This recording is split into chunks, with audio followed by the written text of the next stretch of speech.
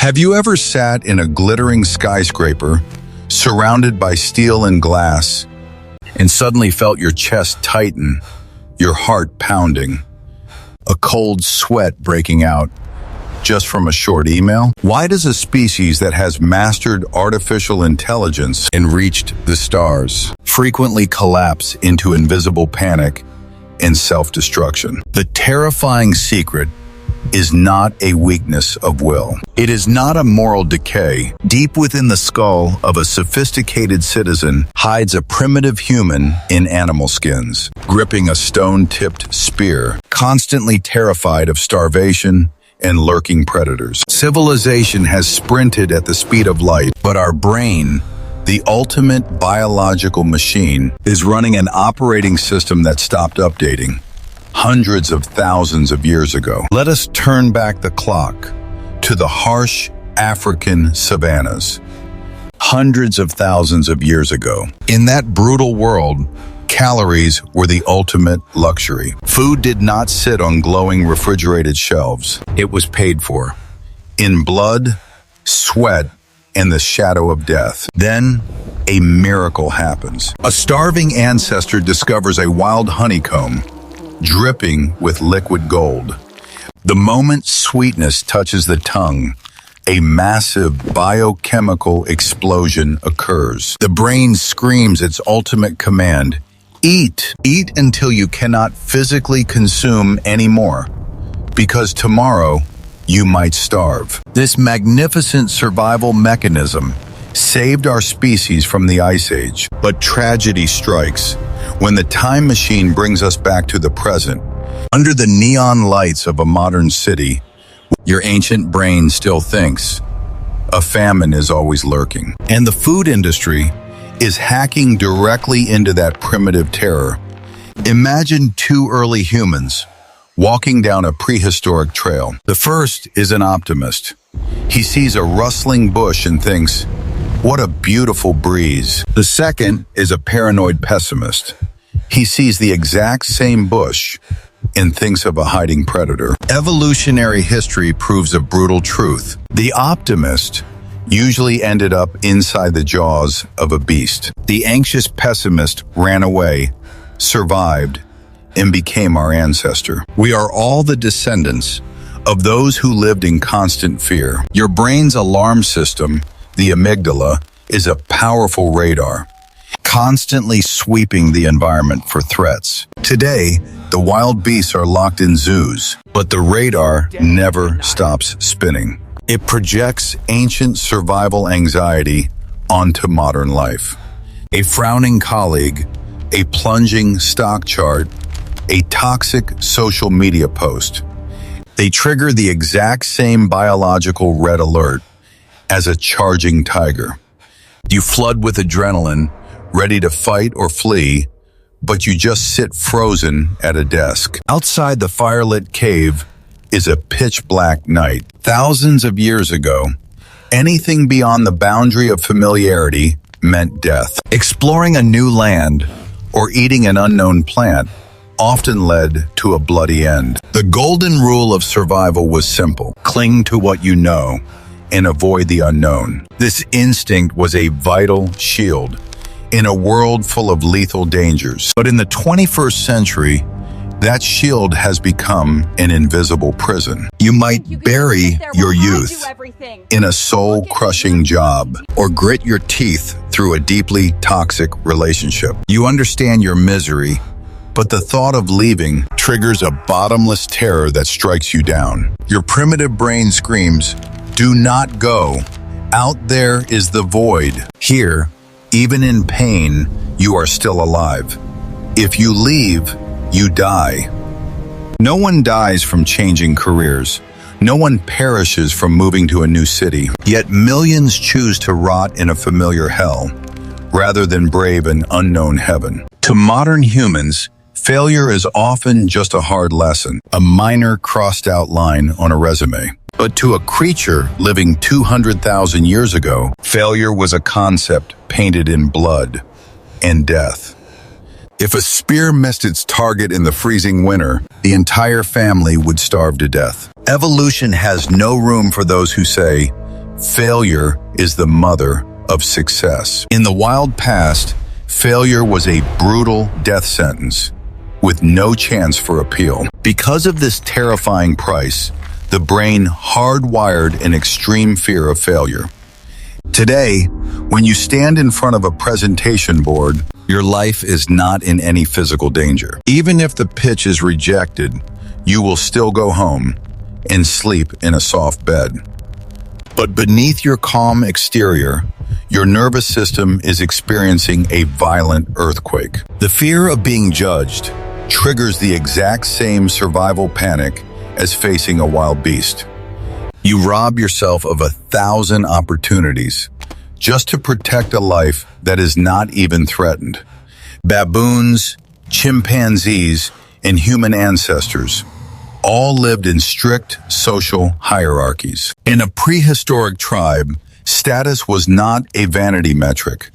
It was the only ticket to survival. The alpha claimed the most nutritious meat and the safest, warmest spot by the fire. Those at the bottom chewed on discarded bones, shivering on the freezing edge of the cave. A drop in social status meant a slow, miserable death. Tens of thousands of years later, we wear tailored suits and sit in air-conditioned rooms. But the bloodthirsty race for status is more vicious than ever. In the modern world, even the lowest rung has clean water and a roof. Yet the evolutionary illusion whispers, you must be higher, richer, more powerful. The tragedy peaks when you are thrown into the global arena of social media. Every time you scroll past a luxurious vacation or a glowing achievement of a stranger, your ancient brain registers a catastrophic drop in your tribal ranking. The desperate thought, why is my life so pathetic compared to theirs, is not simple jealousy. It is the panic of a creature facing evolutionary extinction. You run endlessly on a treadmill, wasting your entire life for a hollow title. If there was one fate worse than death in the primitive age, it was isolation. An outcast banished from the tribe, wandering alone in the Ice Age, would quickly be swallowed by darkness, predators, and the freezing cold. Safety lied entirely in the herd. The rule was brutal. Do what the tribe does, and you live. Be different, and you will be exiled. Today, we pride ourselves on individual freedom, but the moment you face the pressure of the crowd, the herd instinct awakens. The primal fear of being judged strangles your true inner voice. You bury your dreams to follow a path drawn by society, or stay silent against injustice simply because no one else is speaking up. In the digital age, cancel culture is the modern version of being stoned to death. The terror of being rejected by the online tribe forces millions to wear safe, fake masks, stripping away the most fundamental freedom of life, the right to be yourself. The brain is a massive energy-consuming machine. To avoid overload, it developed a shortcut: pattern recognition. In the prehistoric jungle, if you paused to analyze whether a spotted shadow was a leopard or just sunlight, you were already dead before reaching a conclusion. Instead, the brain instantly slaps on a label.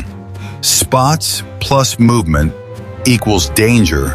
Run. It prioritized speed over accuracy. Fleeing from a rock was a harmless mistake, but ignoring a real beast cost you your life. This vital biological laziness is now the root of modern prejudice. Your brain still craves shoving everything into pre-labeled boxes to feel in control. You see a person covered in tattoos, and the ancient operating system flashes a warning, labeling them as a dangerous threat to be avoided. You judge a colleague by their hometown, or classify humanity through shallow personality tests. We confuse pattern recognition with genuine understanding. This chokes critical thinking, creating a polarized society quick to judge and too lazy to empathize. Trapping your own worldview at the bottom of a very narrow well. By now, the inner warfare of modern humanity is fully exposed. 7 primitive instincts: energy, fear, the unknown, failure, status, the herd, and pattern recognition. These were the pieces of a magnificent armor that carried our ancestors through the darkest chapters of evolution. The brain was never a demon trying to destroy its host. It is a fiercely loyal bodyguard, blindly fighting the wars of the past on the battlefields of the future. This evolutionary mismatch has turned us into tragic creatures. We possess the hardware of a supercomputer, but we are running the operating system of a Stone Age typewriter. The suffering, anxiety, and depression you carry are not signs of an incurable brokenness. They are simply biological glitches, system errors, when ancient code collides with an advanced society. But creation, in its infinite generosity, did not abandon humanity. Along with ancient instincts, evolution gifted us something no other creature possesses: the prefrontal cortex, the absolute center of reason and awareness. This means you are not a machine bound by rigid programming. You cannot stop the amygdala from firing fear when you step on a stage, but your reason can intervene at that exact moment. It whispers, "There is no tiger here. My life does not end with a mocking glance." True awakening begins with observation. When you stare at the sugar and feel the frantic craving rise, you no longer judge yourself. You smile and acknowledge it. Thank you, ancient friend, for surviving the winter. But it is 2026, and I am safe. The journey of being human is the greatest battle to conquer the land inside your skull. You do not need to hate your instincts or run from reality. Embrace the trembling, primitive child within, soothe it with the light of awareness, and step out of the Ice Age shadow, walking proudly into a brilliant awakening.